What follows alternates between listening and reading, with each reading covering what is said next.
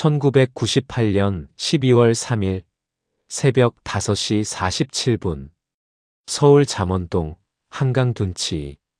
아직 해가 뜨지 않은 시간, 영하의 칼바람이 갈대밭을 휩쓸고 있었습니다. 그 시각 60대 남성 최모 씨는 평소처럼 새벽 운동을 위해 한강 산책로를 걷고 있었습니다.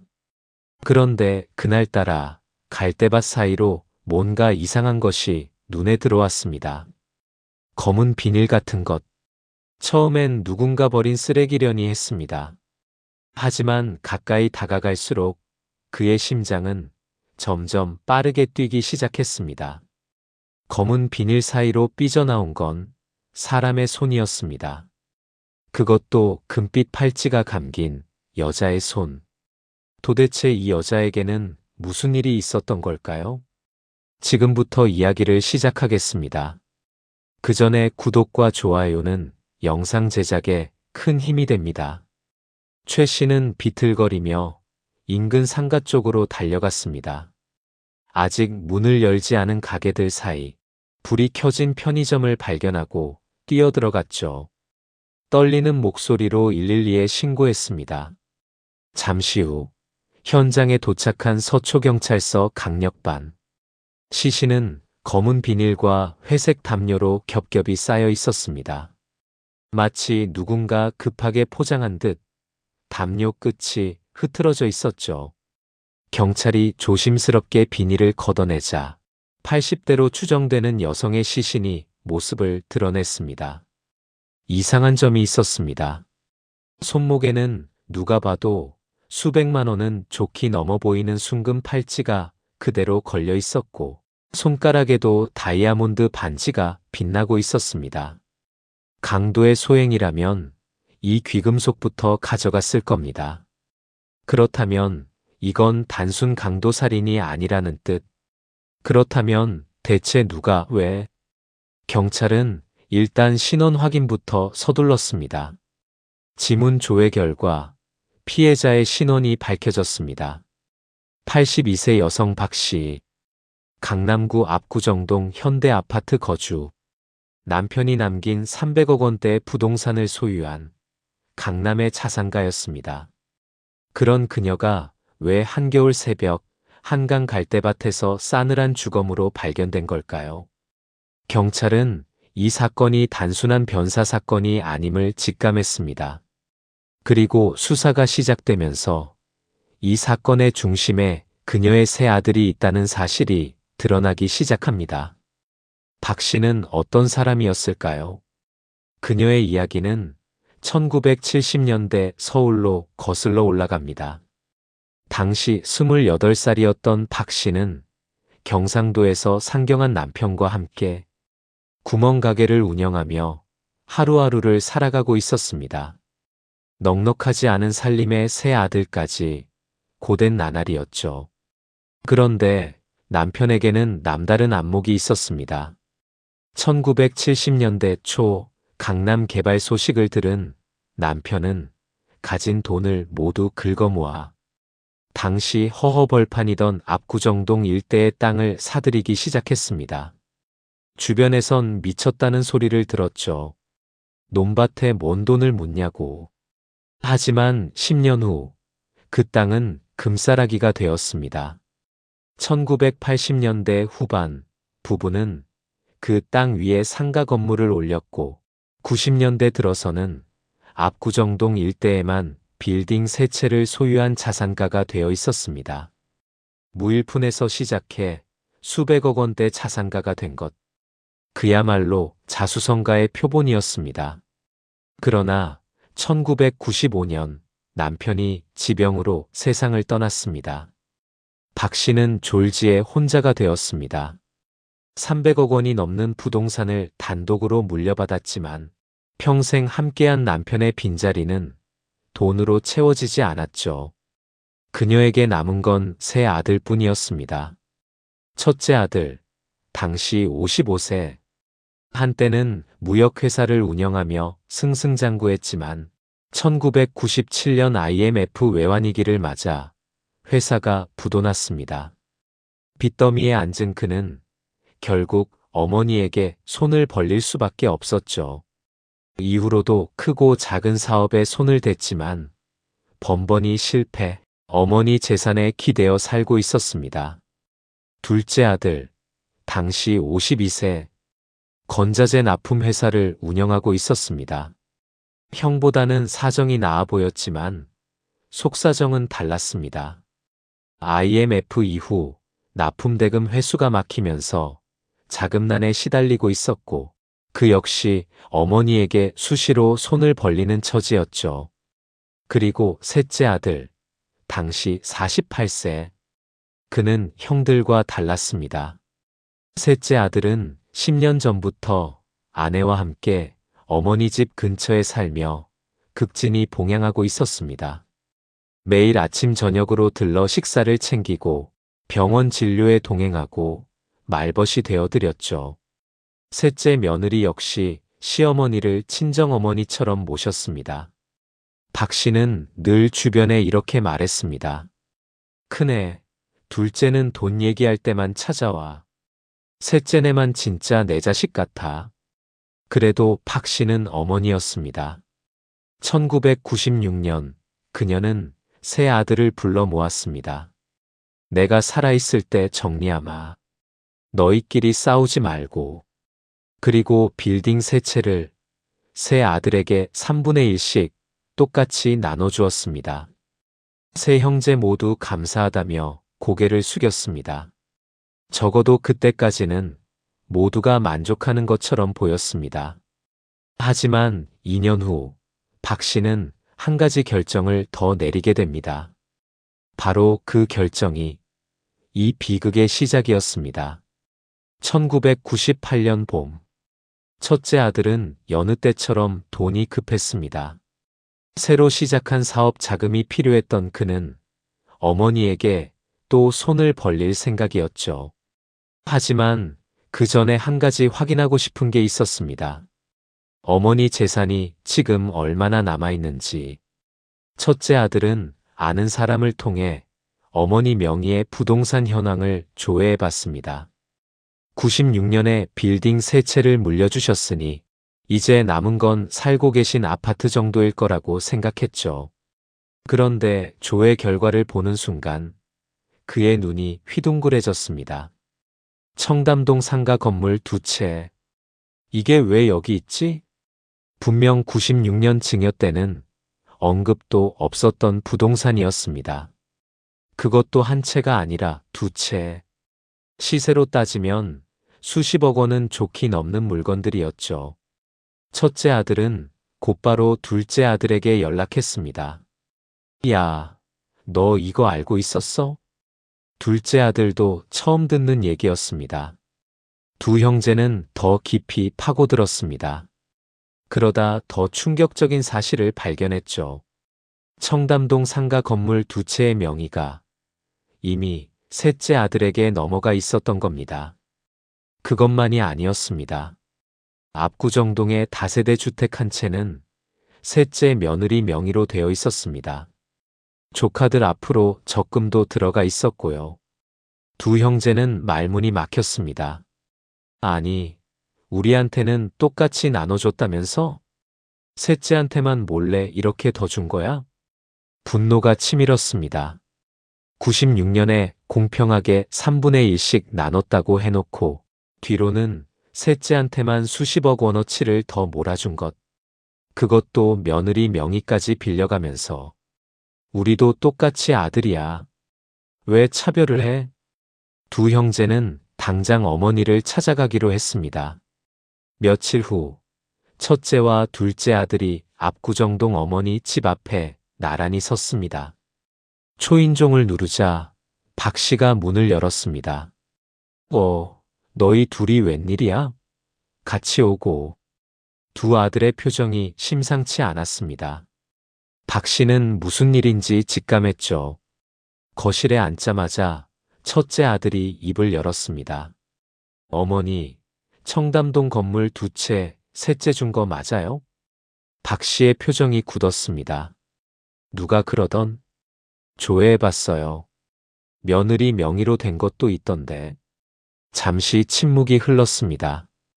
박 씨가 천천히 입을 열었습니다. 그래, 줬다. 그게 왜? 왜요? 우리한테는 똑같이 나눠줬다면서요. 왜 셋째한테만 더 주신 거예요? 둘째 아들도 거들었습니다. 형이랑 저는 뭡니까? 우리도 아들이에요. 그러자 박 씨의 눈빛이 차갑게 변했습니다. 너희가 그걸 말이라고 해? 네. 박 씨가 자리에서 일어섰습니다. 너희 둘, 내가 준 빌딩으로 뭐 했어? 첫째 너는 담보 잡혀서 이자도 못 내고 있잖아. 둘째 너는 월세 빼서 사업 자금 돌리다가 세입자한테 고소당할 뻔했고, 두 아들은 아무 말도 못했습니다. 셋째는 달라. 받은 거 고스란히 지키면서 나까지 챙겨. 그 며느리가 10년을 내 밥해주고 병원 데려다주고 말벗해줬어. 너희 마누라들은 명절에나 얼굴 비추잖아. 첫째 아들이 다급하게 말했습니다. 어머니, 그래도 재산은 공평하게 나눠주셔야죠. 효도하고 재산하고 그건 별개 아닙니까? 그 순간 박 씨가 아들을 똑바로 쳐다봤습니다. 별개? 너희는 돈 얘기할 때만 어머니 찾아. 공평? 너희가 한 게 뭔데 공평을 논해. 그리고 단호하게 말했습니다. 내 재산은 내가 원하는 대로 할 거야. 너희한테 더 줄 생각 없어. 첫째 아들이 벌떡 일어섰습니다. 어머니, 됐어. 그만 가. 오늘 얘기는 여기까지야. 박 씨가 방으로 들어가며 문을 닫아버렸습니다. 거실에 남겨진 두 형제. 서로의 얼굴을 마주 보았습니다. 분노, 배신감, 그리고 뭔가 다른 감정이 두 사람의 눈 속에서 일렁이고 있었습니다. 이날 이후 두 형제는 자주 만나기 시작합니다. 처음에는 법적 대응을 논의하기 위해서였습니다. 하지만 그 만남은 점점 다른 방향으로 흘러가기 시작했습니다. 1998년 9월, 어머니에게 거절당한 지 넉 달이 지났습니다. 그 사이 두 형제는 10번 넘게 만났습니다. 처음에는 분을 사귀기 위한 술자리였죠. 하지만 만남이 거듭될수록 대화의 내용은 점점 구체적으로 변해갔습니다. 9월 어느 날, 두 형제는 강남의 한 횟집 룸에서 마주 앉았습니다. 첫째 아들이 낡은 수첩을 꺼내 테이블 위에 펼쳤습니다. 내가 알아본 게 있어. 수첩에는 빼곡한 글씨가 적혀 있었습니다. 유류분 반환 청구 소송. 법적으로 자녀는 상속 재산의 일정 비율을 받을 권리가 있습니다. 어머니가 셋째에게 아무리 많이 줘도 나중에 돌아가시면 첫째와 둘째도 법적으로 일정 몫을 청구할 수 있다는 것이었죠. 근데 문제가 있어. 첫째 아들이 고개를 저었습니다. 이거 소송하면 최소 3년은 걸린대. 그것도 어머니 돌아가신 다음에나 가능하고. 3년? 응. 그리고 승소해도 돌려받는 건 일부야. 셋째한테 간 거 다 뺏어오는 건 불가능해. 둘째 아들의 얼굴이 일그러졌습니다. 첫째 아들이 수첩의 다른 페이지를 펼쳤습니다. 또 하나 알아본 게 있어. 금치산자 선고. 금치산자? 어머니가 치매라거나 판단 능력이 없다는 걸 법원에서 인정받으면 재산 처분을 막을 수 있어. 셋째한테 더 주는 것도 못하게 할 수 있고. 잠시 희망이 보이는 듯 했습니다. 하지만 첫째 아들이 다시 고개를 저었습니다. 근데 이것도 어려워. 어머니가 팔팔하시잖아. 병원 진단서 받기도 힘들고 받아도 셋째가 바로 이해 신청 넣으면 또 몇 년 싸워야 해. 둘째 아들이 소주잔을 원샷으로 비웠습니다. 그럼 뭐 방법이 없다는 거야? 침묵이 흘렀습니다. 첫째 아들이 수첩을 덮으며 중얼거렸습니다. 법대로 하면 답이 없어. 그때 둘째 아들이 낮은 목소리로 말했습니다. 형, 근데 있잖아. 응. 어머니가 그냥 돌아가시면 어떻게 돼? 첫째 아들의 손이 멈췄습니다. 둘째 아들이 말을 이었습니다. 증여는 살아계실 때 하는 거잖아. 근데 갑자기 돌아가시면 남은 재산은 상속이야. 상속은 법대로 3분의 1씩 균등 분배고, 셋째한테 이미 간 것도 유류분으로 일부는 뺏어올 수 있고. 첫째 아들이 동생을 바라봤습니다. 너 지금 무슨 소리 하는 거야? 둘째 아들이 형의 눈을 똑바로 마주봤습니다. 형도 생각해봤잖아. 안 그래? 다시 침묵. 첫째 아들이 먼저 눈을 피했습니다. 하지만 부정하지는 않았습니다. 그날 이후 두 형제의 만남은 성격이 완전히 달라졌습니다. 더 이상 술자리가 아니었습니다. 10월, 두 형제는 서울 외곽의 한 카페에서 만났습니다. 사람 눈을 피하기 위해서였죠. 언제 할 것인가. 셋째 부부가 어머니 곁을 비우는 시간을 파악해야 했습니다. 두 형제는 몇 주에 걸쳐 셋째네의 동선을 살폈습니다. 토요일 오후, 셋째 부부가 장을 보러 나가는 시간. 그때 어머니는 항상 혼자였습니다. 어떻게 할 것인가. 첫째 아들이 입을 열었습니다. 흔적이 남으면 안 돼. 둘째 아들이 고개를 끄덕였습니다. 시신은 어떻게 할 것인가? 둘째 아들이 말했습니다. 한강. 잠원 쪽 갈대밭 알지? 새벽엔 사람이 없어. 첫째 아들은 봉고차를 갖고 있었습니다. 시신을 운반할 수단은 확보된 셈이었죠. 11월이 되자 계획은 거의 완성되었습니다. 두 형제는 서로를 바라보며 마지막으로 확인했습니다. 진짜 하는 거다. 응. 그리고 11월 28일. 그날이 다가왔습니다. 1998년 11월 28일 서울의 하늘은 잔뜩 흐려 있었습니다. 오후 2시 첫째 아들은 자신의 봉고차를 몰고 집을 나섰습니다. 뒷좌석에는 검은 비닐롤과 회색 담요, 그리고 큼지막한 여행용 가방이 실려 있었습니다. 압구정동 어머니 집 근처에서 둘째 아들과 합류했습니다.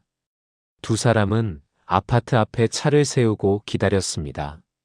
오후 3시 10분, 셋째 부부가 어머니 집에서 나오는 게 보였습니다. 매주 토요일, 셋째 부부는 이 시간에 대형마트로 장을 보러 갔습니다. 두 형제는 이미 이 패턴을 꿰고 있었죠. 셋째 부부의 차가 시야에서 사라지자 두 형제는 차에서 내렸습니다.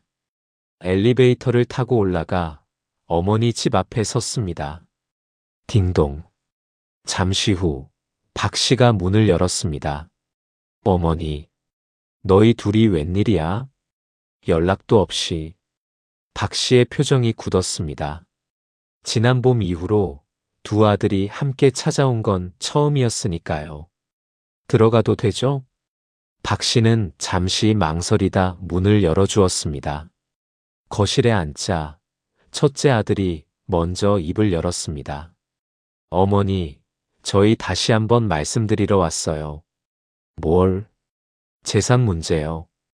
다시 생각해 주세요. 박 씨의 눈썹이 꿈틀했습니다. 또 그 얘기야? 봄에 끝났잖아. 끝난 게 아니에요. 저희도 아들이에요. 공평하게 해주셔야죠. 둘째 아들도 거들었습니다. 어머니, 셋째한테 준 거 일부만이라도 저희한테 돌려주세요. 그게 그렇게 어려운 일입니까? 박 씨가 자리에서 일어섰습니다. 몇 번을 말해야 알아듣니? 내 재산은 내 마음이야. 어머니, 첫째 아들이 목소리를 높였습니다. 왜 셋째만 챙기세요? 저희는 자식도 아닙니까? 너희가 뭘 했는데? 돈 타갈 때만 어머니 찾더니 이제 와서 공평 타령이야? 박 씨의 목소리도 높아졌습니다. 나 없으면 너희 둘 다 거리에 나앉을 인간들이야. 그런 주제에 재산 운운해? 순간 거실의 공기가 얼어붙었습니다. 첫째 아들의 눈빛이 변했습니다. 그가 천천히 자리에서 일어섰습니다. 어머니, 마지막으로 한 번만 더 물을게요. 됐어. 더 들을 것도 없어. 그만 가. 박 씨가 방으로 향하려는 순간이었습니다. 첫째 아들이 소파 위에 쿠션을 집어들었습니다. 그래요. 그럼 어쩔 수 없죠. 박 씨가 뒤를 돌아보는 순간 첫째 아들이 달려들었습니다. 뭐 하는 거야? 어머니, 죄송해요. 둘째 아들이 뒤에서 박 씨의 팔을 붙잡았습니다. 그렇게 얼마나 시간이 지났을까? 첫째 아들이 천천히 쿠션을 치웠습니다. 박 씨는 더 이상 움직이지 않았습니다. 두 형제는 서로를 바라봤습니다. 두 사람 모두 거칠게 숨을 몰아쉬고 있었죠. 이제 시작이었습니다. 첫째 아들이 미리 차에서 가져온 검은 비닐과 담요를 꺼냈습니다. 시신을 비닐로 감싸고 그 위에 담요를 둘둘 말았습니다. 그리고 대형 여행 가방에 넣었죠. 82세 노인의 작은 체구는 가방에 들어갔습니다. 두 형제는 가방을 끌고 현관을 나섰습니다. 다행히 복도에는 아무도 없었습니다. 엘리베이터를 타고 지하 주차장으로 내려갔습니다. 봉고차 뒷좌석에 가방을 실었습니다. 첫째 아들이 운전석에, 둘째 아들이 조수석에 탔습니다. 시계를 보니 오후 4시 30분. 아직 해가 떠 있었습니다. 저녁까지 기다려야겠다. 두 형제는 지하 주차장에서 4시간을 기다렸습니다. 밤 9시 주차장의 불빛이 하나둘 꺼지기 시작했습니다. 첫째 아들이 시동을 걸었습니다. 차는 압구정동을 빠져나와 한강변 도로를 따라 잠원 방향으로 향했습니다. 밤 9시 40분 잠원 한강공원 인근 갈대밭 근처의 어두운 길에 차를 세웠습니다. 두 형제는 주변을 살폈습니다. 늦은 시간이라 인적이 없었죠. 가방을 끌고 갈대밭 깊숙이 들어갔습니다. 차가운 바람에 갈대들이 서걱거렸습니다. 가방을 열고 비닐에 쌓인 시신을 갈대 사이에 내려놓았습니다. 담요로 대충 덮었습니다. 두 형제는 빈 가방을 들고 왔던 길을 되돌아갔습니다. 차에 올라타자 둘째 아들이 말했습니다. 이제 어떻게 해? 첫째 아들이 시동을 걸며 대답했습니다. 오늘 저녁은 없었던 거야. 각자 가족들이랑 있었던 걸로 해. 차가 어둠 속으로 사라졌습니다. 그리고 그로부터 5일 후 12월 3일 새벽 박 씨의 시신이 발견됩니다. 그날 밤 두 형제는 각자의 집으로 돌아갔습니다. 하지만 곧바로 집에 들어가지 않았습니다. 첫째 아들은 밤 10시 30분 강남의 한 한정식집에 들어갔습니다. 미리 연락해둔 아내와 아이들이 기다리고 있었죠. 아빠 왜 이렇게 늦어? 미안, 일이 좀 있었어. 자, 맛있는 거 시키자. 그는 태연하게 가족들과 저녁 식사를 했습니다. 밤 11시 45분 계산은 본인 명의 신용카드로 했죠. 같은 시각 둘째 아들도 비슷한 행동을 하고 있었습니다. 잠실의 한 고깃집에서 아내, 아이들과 함께 저녁을 먹었습니다. 역시 본인 카드로 결제했고요. 두 형제는 이미 며칠 전부터 이 저녁 약속을 잡아두었습니다. 11월 28일 저녁 가족들과 함께 있었다. 이것이 그들의 알리바이였습니다. 다음 날 11월 29일 오후 1시쯤 셋째 아들 부부가 평소처럼 어머니 집을 찾았습니다. 초인종을 눌렀지만 대답이 없었습니다. 셋째 아들은 여분의 열쇠로 문을 열고 들어갔습니다. 어머니? 집 안은 텅 비어 있었습니다. 침대는 정돈되어 있었고 거실에도 아무런 이상이 없어 보였습니다. 다만 어머니가 없었죠. 셋째 아들은 처음엔 산책을 나가셨나 보다 생각했습니다. 하지만 1시간이 지나도 2시간이 지나도 어머니는 돌아오지 않았습니다. 전화기도 집에 그대로 놓여 있었습니다. 저녁이 되자 셋째 아들은 불안해지기 시작했습니다. 82세 노인이 겨울에 하루 종일 밖에 계실 리가 없었으니까요. 밤 8시 셋째 아들은 경찰에 실종 신고를 넣었습니다. 어머니가 어제부터 연락이 안 됩니다. 82세 여성이고 압구정동에 사세요. 경찰은 신고를 접수하며 물었습니다. 혹시 치매가 있으신가요? 아니요, 정정하세요. 그런데 왜 갑자기? 당시 경찰은 이런 사건을 흔히 접했습니다. 노인 실종 신고의 대부분은 치매 환자의 배회였거든요. 경찰은 일단 치매 노인 실종 사건으로 분류하고 수색에 들어갔습니다. 다음 날부터 압구정동 일대를 수색하고 인근 주민들에게 탐문 수사를 벌였습니다. 하지만 박 씨를 봤다는 목격자는 아무도 없었습니다. 이상했습니다. 아파트 경비원은 분명히 말했습니다. 28일 오전에 로비에서 인사드린 게 마지막이에요. 그 뒤로는 나가시는 걸 못 봤습니다.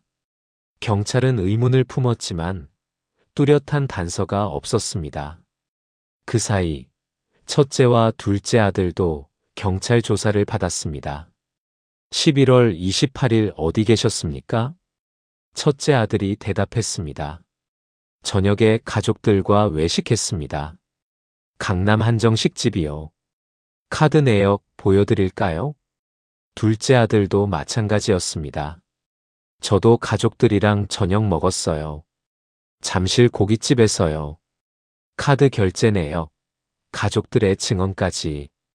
두 형제의 알리바이는 완벽해 보였습니다. 단서 없는 노인 실종 사건은 미제로 남는 경우가 많았으니까요.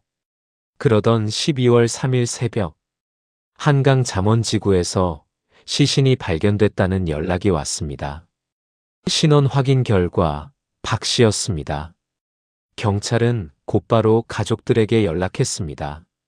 국립과학수사연구원 영안실. 새 아들이 나란히 도착했습니다.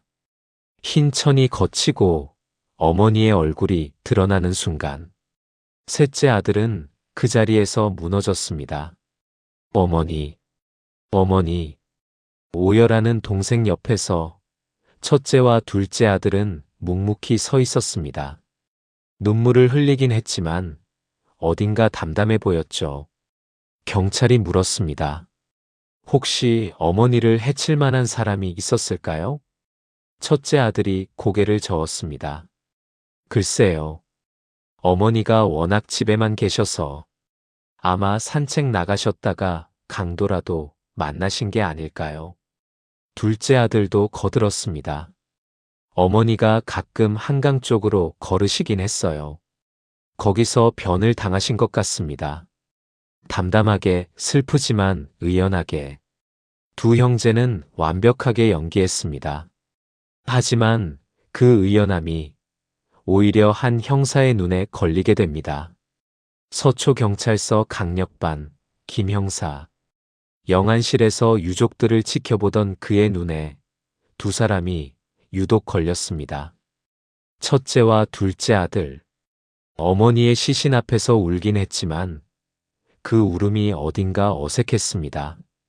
셋째 아들은 주저앉아 오열했는데 두 형은 서서 눈물만 훔쳤죠. 물론 사람마다 슬픔을 표현하는 방식은 다릅니다. 하지만 김 형사의 직감은 그냥 넘어가지 않았습니다. 그는 사건 기록을 처음부터 다시 살펴보기 시작했습니다. 첫 번째 의문. 시신 발견 장소였습니다. 박 씨의 집은 압구정동 현대 아파트. 시신이 발견된 곳은 잠원동 한강 둔치. 직선거리로만 따져도 3km가 넘었습니다. 82세 노인이 11월 말 영하의 날씨에 이 거리를 걸어갔다고? 게다가 경비원 증언에 따르면 박 씨가 마지막으로 목격된 건 28일 오전이었습니다. 외출복도 아닌 평상복 차림이었고요. 산책을 나갔다가 변을 당했다? 말이 안 됐습니다. 두 번째 의문. 시신의 상태였습니다. 박 씨의 시신은 검은 비닐로 감싸져 있었고 그 위에 회색 담요가 덮여 있었습니다. 강도의 소행이라면 왜 굳이 시신을 포장했을까요? 노상에서 우발적으로 범행을 저지른 강도가 비닐과 담요를 들고 다녔다? 그건 사전에 준비하지 않으면 불가능한 일이었습니다. 이건 계획된 범행이다. 김 형사는 확신했습니다. 그리고 계획된 범행이라면 범인은 피해자와 가까운 사람일 가능성이 높았습니다. 김 형사는 가족들을 다시 불러들였습니다. 이번엔 따로따로. 먼저 셋째 아들. 그의 진술은 일관됐습니다. 28일 토요일 오후 3시쯤 아내와 함께 장을 보러 나갔고 저녁 7시쯤 돌아왔을 때 어머니가 안 계셨다고요. 다음 날까지 기다렸다가 신고했고요. 알리바이도 확실했습니다. 대형마트 영수증, 아내의 증언, 동선이 모두 일치했죠. 다음은 첫째 아들. 28일에 어머니 뵈러 가셨습니까? 아니요. 그날은 안 갔어요. 그럼 마지막으로 어머니 뵌 게 언제죠? 2주 전쯤인가. 정확히는 기억 안 나네요. 그날 저녁엔 뭐 하셨습니까?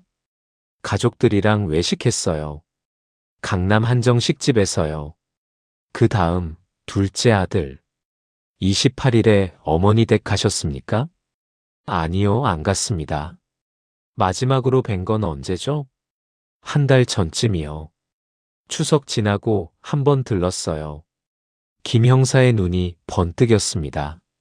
첫째는 2주 전, 둘째는 한 달 전. 형제인데 어머니를 마지막으로 본 시점이 이렇게 다르다고? 김 형사는 질문을 이어갔습니다. 어머니와 사이는 어떠셨습니까? 첫째 아들이 대답했습니다. 좋았죠. 평범한 모자 사이였어요. 같은 질문에 둘째 아들은 이렇게 답했습니다. 뭐, 나쁘지 않았어요. 자주 못 뵈서 좀 서먹하긴 했지만. 김 형사는 고개를 갸웃했습니다. 뭔가 숨기는 게 있다. 그는 주변 탐문을 더 넓혔습니다.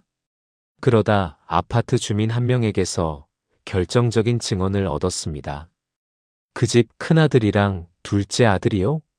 몇 달 전에 엄청 싸우고 갔어요. 복도까지 고함 소리가 들렸다니까요. 언제쯤이었습니까? 봄쯤이었나? 아, 맞다. 벚꽃 필 때였어요. 봄. 김 형사의 머릿속에서 퍼즐 조각이 맞춰지기 시작했습니다. 그는 압수수색 영장을 청구했습니다. 대상은 첫째와 둘째 아들의 자택. 12월 15일 압수수색이 집행됐습니다. 첫째 아들의 집, 베란다 창고. 수사관들이 창고 문을 열자 한쪽 구석에 검은 비닐롤이 놓여 있었습니다. 국과수의 감정을 의뢰했습니다. 결과는 충격적이었습니다. 시신을 감싸고 있던 비닐과 창고의 비닐롤. 제조사, 두께, 성분이 완벽하게 일치했습니다. 같은 롤에서 뜯어낸 것이 분명했습니다. 김 형사는 첫째 아들을 다시 소환했습니다. 이 비닐 어디서 났습니까? 첫째 아들의 얼굴이 하얗게 질렸습니다. 그건 이삿짐 쌀 때 쓰던 건데 어머니 시신에 감겨있던 비닐하고 똑같은 겁니다. 첫째 아들의 입술이 파르르 떨리기 시작했습니다. 완벽했던 알리바이에 균열이 생기기 시작했습니다. 비닐의 일치. 이것만으로는 증거가 부족했습니다. 하지만 김 형사에게는 확신이 있었습니다. 그는 두 형제를 경찰서로 불러 집중 추궁을 시작했습니다. 먼저 첫째 아들. 비닐이 우연히 같을 수도 있지 않습니까? 첫째 아들은 끝까지 버텼습니다. 김 형사는 전략을 바꿨습니다. 다음은 둘째 아들. 형이 다 털어놨습니다. 사실이 아니었습니다. 하지만 둘째 아들은 그 말을 믿었죠. 뭘 털어놨다는 겁니까? 28일에 어머니 댁에 갔다면서요. 형이랑 같이. 둘째 아들의 눈동자가 흔들렸습니다. 그건. 형은 동생이 시켰다고 하던데. 본인 생각은 다릅니까? 침묵이 흘렀습니다. 둘째 아들의 이마에 식은땀이 맺히기 시작했습니다. 진술 바꿀 기회는 지금뿐입니다. 나중에 바꾸면 불리해져요. 김 형사가 조용히 압박했습니다. 그리고 5분 후, 둘째 아들이 입을 열었습니다. 형이 먼저 그랬어요. 뭐요? 어머니가 돌아가시면 상속이 균등하게 된다고. 그러면 우리도 더 받을 수 있다고. 그래서요? 그날 28일에 같이 갔어요. 어머니 집에. 둘째 아들의 자백이 시작됐습니다. 김 형사는 즉시 첫째 아들에게 갔습니다. 동생이 다 말했습니다. 이번엔 진짜였습니다. 첫째 아들의 얼굴이 일그러졌습니다. 그 자식이. 본인도 진술하시겠습니까? 잠시 침묵. 그리고 첫째 아들도 입을 열었습니다. 네, 제가 했습니다. 두 형제의 진술이 쏟아졌습니다. 재산 분배에 대한 불만, 수개월간의 계획, 그날의 범행, 한강으로의 유기, 모든 것이 드러났습니다. 12월 18일, 두 형제는 나란히 수갑을 찼습니다. 연행되는 첫째 아들에게 기자가 물었습니다. 왜 그러셨습니까? 첫째 아들이 고개를 떨구며 대답했습니다. 우리도 아들인데 너무 불공평했어요. 둘째 아들도 비슷한 말을 했습니다. 셋째만 챙기시는 게 너무 억울했습니다. 우리도 똑같은 자식인데 불공평, 억울함. 그것이 그들이 내세운 이유였습니다. 하지만 그 말을 듣는 사람들의 반응은 싸늘했습니다. 이미 100억 원이 넘는 재산을 받아놓고 더 받으려고 어머니를 죽였다. 동정의 여지가 없었습니다. 그리고 두 형제는 몰랐던 사실이 하나 있었습니다. 민법 제1004조. 고의로 직계존속을 살해한 자는 상속인이 될 수 없다. 존속살해범은 상속 결격 사유에 해당합니다. 두 형제가 그토록 원했던 어머니의 재산. 이제 단 한 푼도 받을 수 없게 된 겁니다. 1999년 7월 서울중앙지방법원. 두 형제의 선고 공판이 열렸습니다. 재판장이 판결문을 읽었습니다. 피고인들은 오로지 재산을 더 얻겠다는 탐욕에 눈이 멀어 친모를 살해하였다. 이는 천륜을 저버린 폐륜 범죄로 어떠한 참작의 여지도 없다. 판결. 첫째 아들 무기징역, 둘째 아들 무기징역. 방청석에서 지켜보던 셋째 아들은 아무 말도 하지 못했습니다. 두 형이 끌려나가는 뒷모습을 멍하니 바라볼 뿐이었죠. 재판이 끝난 후 재산 정리가 이루어졌습니다. 박 씨 명의로 남아있던 모든 부동산, 상속 결격에 해당하는 두 형제는 단 한 푼도 받지 못했습니다. 300억 원에 달하는 재산은 전액 셋째 아들에게 상속됐습니다. 두 형제가 목숨까지 빼앗으며 원했던 그 돈. 결국 한 푼도 손에 쥐지 못한 채 차가운 감옥에 갇히게 된 겁니다. 재판이 끝나고 몇 달 후 셋째 아들은 한 언론과 인터뷰를 했습니다. 형들이 조금만 참았으면 어머니가 더 오래 사셨을 텐데요. 그는 담담하게 말했지만 눈가에는 눈물이 맺혀 있었습니다. 저도 형들이 불만 있는 건 알았어요. 그래서 어머니한테 말씀드렸었죠. 제가 받은 거 좀 나눠드리겠다고. 근데 어머니가 안 된다고 하셨어요. 그 돈은 내가 고생한 값이라고. 잠시 말을 멈췄다가 그가 다시 입을 열었습니다. 형들이 저한테 한마디만 했으면 됐어요. 같이 얘기하자고. 그랬으면 제가 나눠드렸을 거예요. 근데 왜 어머니한테 그런 짓을? 그는 끝내 말을 잇지 못했습니다. 1998년 압구정동. 수백억 원의 재산을 둘러싼 한 가족의 비극. 두 아들은 더 많은 재산을 원했습니다. 하지만 결국 그들이 얻은 건 무기징역이라는 형벌과 페류나라는 낙인뿐이었습니다. 평생 어머니 곁을 지킨 셋째 아들은 모든 재산을 물려받았습니다. 하지만 그에게 남은 건 돈이 아니었습니다. 형들에게 살해당한 어머니, 그리고 산산이 부서진 가족, 300억. 그 돈의 무게는 과연 얼마였을까요? 그리고 가족의 무게는 또 얼마였을까요? 오늘 이야기는 여기까지입니다. 시청해 주셔서 감사합니다.